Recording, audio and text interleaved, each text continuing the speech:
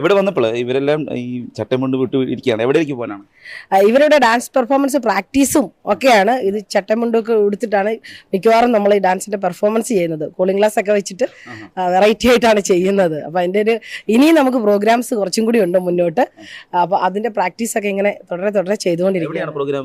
ഇനിയിപ്പോ അടുത്ത car green റെസ്റ്റോറന്റിൽ ഒരു ഇവന്റ് ആയിട്ട് വിളിച്ചിട്ടുണ്ട്. അപ്പം വരുന്ന സൺഡേ നമ്മുടെ അമ്മമാർ അവിടെ പെർഫോം ചെയ്യുകയാണ്.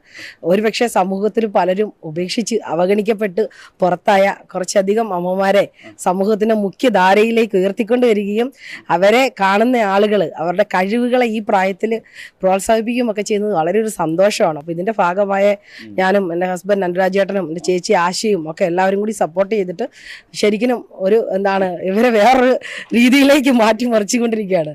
അതിൽ ഞങ്ങൾ എല്ലാവരും ഹാപ്പിയാണ്. സോഷ്യൽ മീഡിയയിൽ നിറഞ്ഞു നിൽക്കുന്നതാണ് നമ്മുടെ ഇവിടുത്തെ റീൽസുകളും. അച്ഛന്മാരും ഉണ്ട്, അമ്മമാരൊക്കെ ഉണ്ട്. എത്രത്തോളം സന്തോഷമുണ്ട് ഇവർക്കൊക്കെ. 89 വയസ്സിൽ ഒക്കെ ഇത്രയും പെർഫോം ചെയ്യാൻ പറ്റുമെന്ന് പറയാൻ നമുക്കറിയാം. നമ്മുടെ വീട്ടുകളിൽ അമ്മമാർ 80-89 ഒക്കെ എണീറ്റ് നിൽക്കുക പോലും ചെയ്തില്ല. അപ്പോൾ ഇവർ ഇത്രയും ഡാൻസ് കളിക്കുകയും പെർഫോമൻസ് ചെയ്യുകയും ചെയ്യുന്നു. പിന്നെ നമ്മുടെ അപ്പച്ചന്മാർ 85-86 വയസ്സുള്ള വർഗീസച്ചനൊക്കെ നല്ല അടിപൊളിയായിട്ട് മമ്മൂട്ടിയുടെയും മോഹൻലാലിന്റെയും ഒക്കെ ഈ ഡയലോഗുകളൊക്കെ കാണാതെ പഠിക്കാനും പറയാനും ഒക്കെ ഒരു പ്രത്യേക ഒരു ഇത് തന്നെ വേണം.